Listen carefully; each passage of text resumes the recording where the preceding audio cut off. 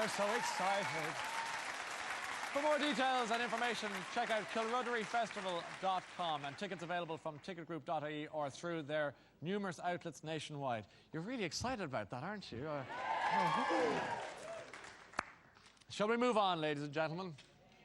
My next guest is one of the most successful singer-songwriters in the world. He has sold hundreds of millions of records worldwide, and as a live performer, he packs out stadiums and arenas everywhere he goes. To underline his importance as an artist, earlier this week, he was awarded icon status at the Billboard Music Awards in Las Vegas. His songs include classics like Sweet Caroline and I'm a Believer and Love on the Rocks and Forever in Blue Jeans. You ever hear those ones? In his first ever Irish television interview, it's hard to believe, but would you welcome, please, Mr. Neil Diamond.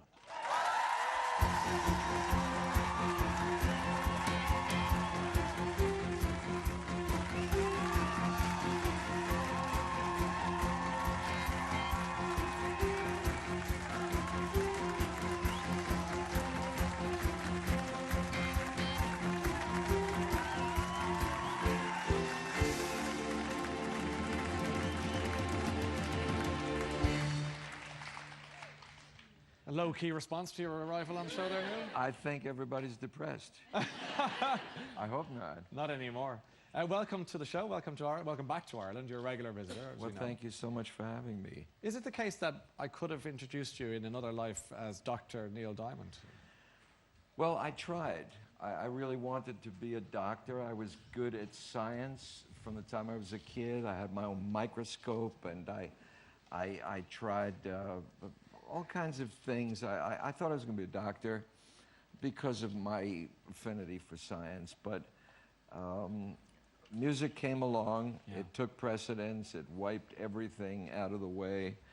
I started taking guitar lessons and piano lessons when I was 16, and after that, there was nothing. I went through the motions at university, but music was where I was going. That's where you wanted to be.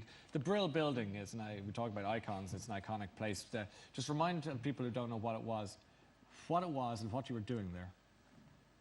Well, there's a section in New York, there was, called Tin Pan Alley, and it was where the music publishers and record companies and record producers, the music business essentially, and record business was located within a few blocks. And the office buildings were filled with music publishers and singers and songwriters and people trying to find a way to make a name. These TV shows, I don't know, do you have a TV show here called Irish Idol? We have something very similar, yes, absolutely. Okay, well, so there's, you know, we didn't have that then. We had to do it the old-fashioned way. We had to knock on doors and hope that somebody would accept us, and I did that for years. I did that for 8 years until I got my big break, and it was a wonderful, exciting time for me. It was fun. It was exciting. Who were the other people you were writing with or around and at the time that we would all know now, of course? I don't know if you'd know them. I was just a kid trying to get in. Yeah. You know, I didn't have any success really until I started writing for myself. And my songs were pretty terrible because I didn't really understand what I had to do to write songs. Yeah. They were words and they were music, but they were not great. You know, there was nothing personal, there was nothing passionate about them.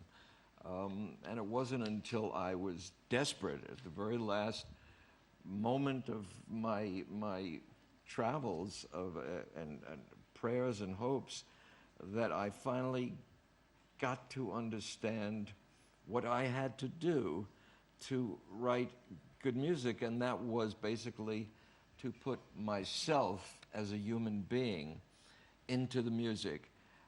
It had to be not some copy of some song I heard on the radio. It had to be something original from me. And from that point on, my world changed. I went from a kid knocking around on the streets and wearing a cotton winter coat for years in New York to somebody who suddenly had chart records and was doing personal appearances, and I had a future. My future was laid out, and all I had to do was work hard, and it became a reality. Well, what do you consider to be your jackpot moment for your career, where things went bingo, it's all good? Well, it all changed, really. I did a demo of one of my songs, and I hired a singing group of girls. I spent the whole budget on the singing group because I really wanted the demo to be as good as I could possibly make it. And one of the girls in the group turned out to be one of the most famous songwriter producers of the time. She was helping out a girlfriend who couldn't make the session, and so she showed up, and she liked the way I sang. I don't know if the song was any good. I don't even remember what the song was, but her name was Ellie Greenwich. She's passed on now, but she heard something that she liked, and she said, I want my husband to hear you, and I want you to bring your demos, and we're going to listen to you. And they did, and they got me my first important job as a staff songwriter, although I'd had a number of jobs as a staff songwriter before then. Ellie and Jeff got me my first really important one, and when I was fired from that job, which I had been fired from every staff writing job I'd had, they agreed to produce me as an artist. I asked, I begged, and they agreed, and that was the start of my career. And when you wrote, for example, I'm a Believer, yes. did you feel that you were onto something with that? It's a song that people hear today. It feels as fresh as it was the day you wrote it for some reason. Do you know when you're sitting on something as quality as that? I had no idea with I'm a Believer. It was just one of the songs in my second album. Yeah. I had no idea that it would be a hit. It might not have been a hit for me, but a group that was very big on television at the time called the Monkees recorded it, and it became an enormous hit.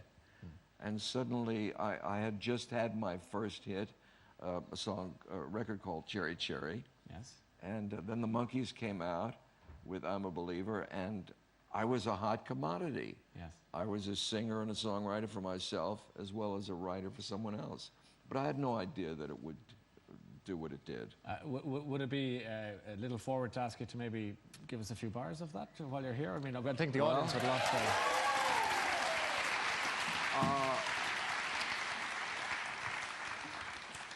I hate to say it, but I'm not sure I remember. I haven't played this song. When I do it on stage, I have 14 musicians, and they do all the hard work, and I smile and I sing. I never thought I'd say it to me, but you can busk it, Neil, if you want. I mean, I tried that. I tried that recently, and it didn't work out too well. So I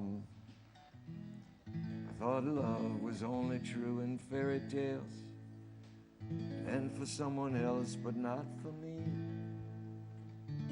Love was out to get me. That's the way it seemed. Disappointment haunted all my dreams. Then I saw her face. Now I'm a believer. That's nice. Not a trace. Out of my mind. Wonderful. I'm in love. I'm a believer. I couldn't leave her if I tried. Not if I tried. You did. oh, well That's done. wonderful. Oh, lovely. They're very tuneful, aren't they? Thank you. Thank you for the help. It's a song, Irish people love singing your songs, and sometimes they might sing one after a drink or two, bizarrely, just sometimes. And one of them the great songs being Sweet Caroline. Have you heard of that? And it was only quite recently that you told us who the Caroline was. Would you share that story with us, Neil? Well, yes, I was in Memphis, Tennessee, and I had a recording session the next day. And in those days, you recorded 3 songs in 3 hours. That was a recording session, and I came to Memphis with only 2 songs. And so the night before the session, I had to sit down and write a 3rd song, and the melody came very quickly, and I came to the chorus, you know, warm, touching warm, reaching out, touching me, touching you. Now I had to say something. Oh my goodness. And out of my mouth, for some reason, came, Sweet Caroline. Good times never seem so good. I've been inclined to believe they never would. Oh, no, no. Keep going, it's lovely. Well,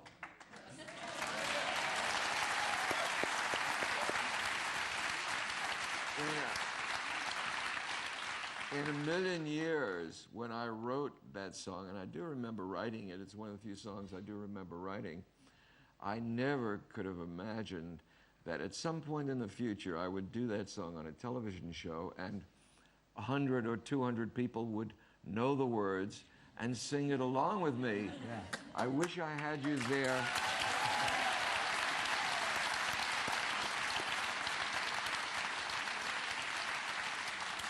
It was beautiful. I wish I had you there that night when I was struggling to find out what the words were, because you obviously know the words.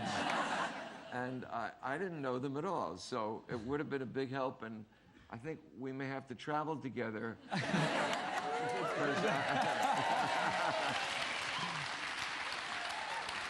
Because I have new songs I'm writing, and you can help me a lot. I think what Neil's trying to say is you're now his backing singers. Well done. Congratulations. More than that, yours. more than backing More than singers, backing. inspirational singers. Wonderful. And the Caroline was?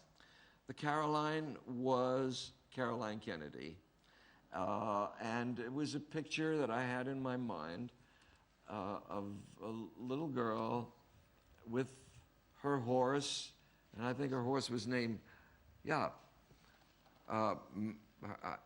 is that her? Is that a little girl? Apparently so. A horse named Macaroni, and I just remembered it, and it came out, and I didn't realize that that's what came to mind until maybe a year later. I said, yeah, that's the Caroline Kennedy picture, and so she's been good luck to me, and this song has been good luck for me since. And it's funny, teams in the United States, athletic teams, have adopted this song Yes.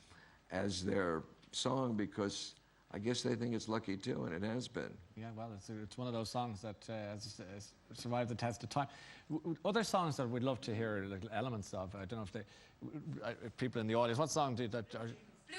Forever in Blue Jeans is a big favorite here. Do you think you might be able to do it? It is, but I don't know if I don't know if I know it, but you do. You hum it, they'll sing the words. I'm gonna have to It find begins the off key. with Money Talks, Neil. I know the song, I just don't know if I can play it. Can we do it without me playing? Yeah. Yeah? Oh, money talks, but it don't sing and dance and it don't walk. As long as I can have you here with me, I'd much rather be. Yeah. Second verse. Bum, bum, bum, bum.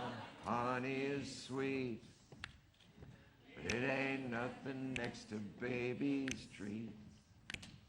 And if you'll pardon me, I'd like to say we'll do okay Reverend Eugene. Wonderful, Good thank work. you. Good. A film that, and soundtrack, of course, that did huge business for you, but also for a lot of people watching tonight. They loved it. Was The Jazz Singer. Yes, And that's right. You remember The Jazz Singer, right? And that was your debut, acting debut, as I understand. Is that correct? It was not only my acting debut, but it was the end of my acting career. Beginning and the end. It was a well-deserved ending. I was lost. I was scared every day that I woke up. I knew that I would have to work with the greatest actor in the English world, Sir Laurence Olivier. I had never been on a set before of a movie. I didn't have an acting teacher. His dialogue coach was kind enough to help me, and Sir Laurence himself was kind enough to help me as well. And I went to him many times and said, how do I do this scene? How do I relate to that actor? And in one particular instance, there was a method actor that I was working with, and method actors don't really follow the books. They read the lines, but they go off into their own sphere, and it's very difficult to relate to somebody who's doing that, especially if you're practicing it. And he said, I said, I don't know how to work with this guy. He keeps doing different things while we're doing this scene. And he says, oh, don't pay any attention at all to him. And that's how he worked with method actors. And so that's what I did. I didn't pay any attention at all to the other guy. And did you try out for the part of Travis Bickle in Taxi Driver? Is that true? I was considered for that role only because the producer saw me and he thought I was strange. I don't know. I don't think I'm strange. I think I'm pretty normal. But he thought I was very internal, and it was just I was shy, and he kind of misread me. But I was considered for that, and more than that, there was a very famous avant-garde comedian in the United States named Lenny Bruce, Yeah. and for the same reason, the producer wanted me to do a screen test for the Lenny Bruce life story called Lenny, which Dustin Hoffman eventually did. And I went down, I practiced, I worked with the director for weeks and weeks and weeks on these scenes because I'd never read a scene before, and it was very scary. And he was trying to take my mind off of the actual lines, of doing the lines, and he made me run in place while I was doing the lines, anything to distract me.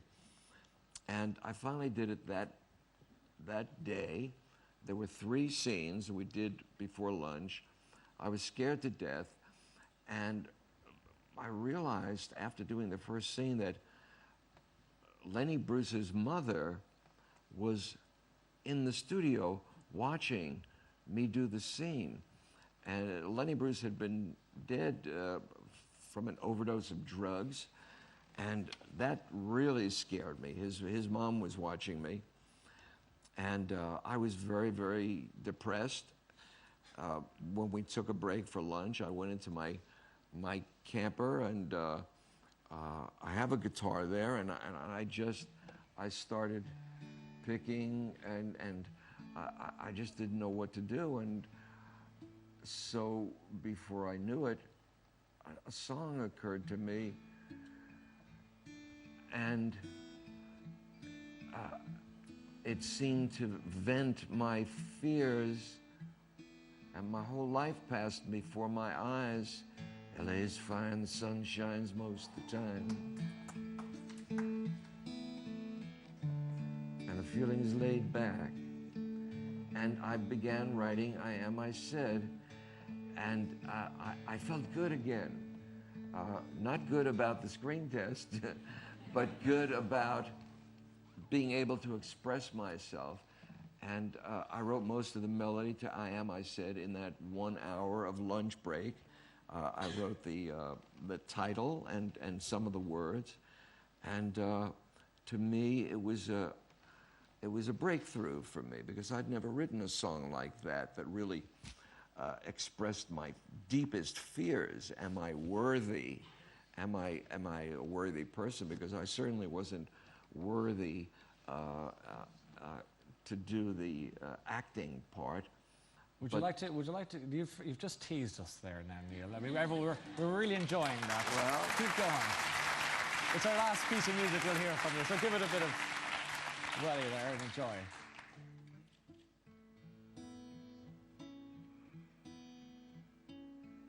LA's fine, the sun shines most of the time, and the feeling is laid back.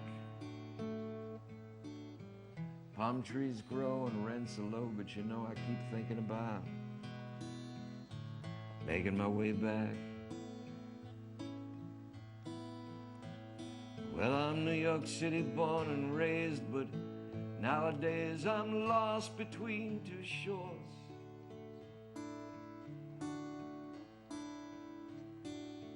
LA's fine, but it ain't home. New York's home, but it ain't mine no more.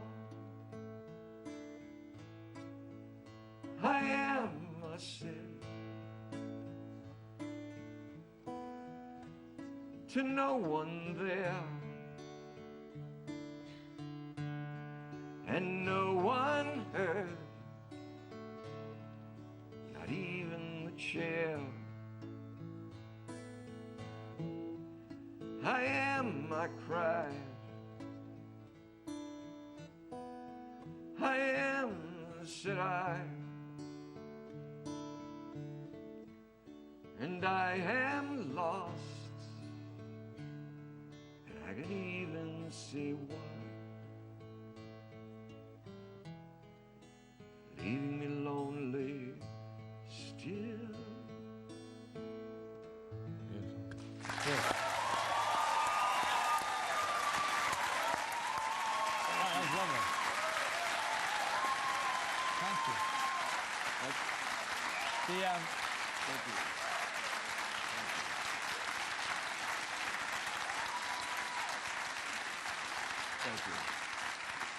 Well, that song came to my rescue at that moment.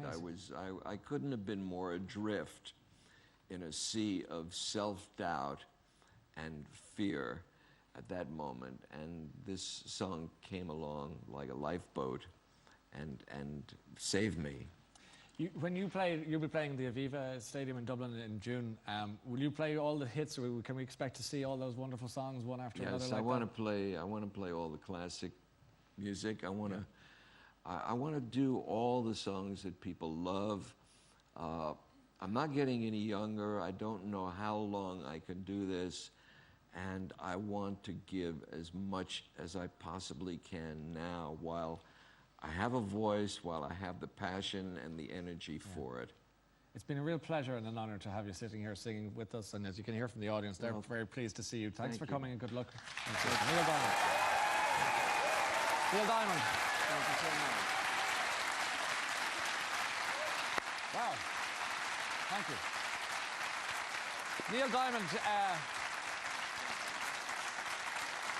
And Neil will be playing the Aviva Stadium. He's playing the Aviva Stadium on June 25th. Your special guest is a lady called Mary Byrne. I think you'll enjoy that. I'm looking to that, yeah. You're hearing about that, and further details can be found on mcd.ie. I'll be there. Look forward to seeing you again. Wonderful. Thanks for coming to see us this evening. Wonderful. That is it for part one, ladies and gentlemen. Do join us after the break. There is so much more to come, so stay with us. Thank you.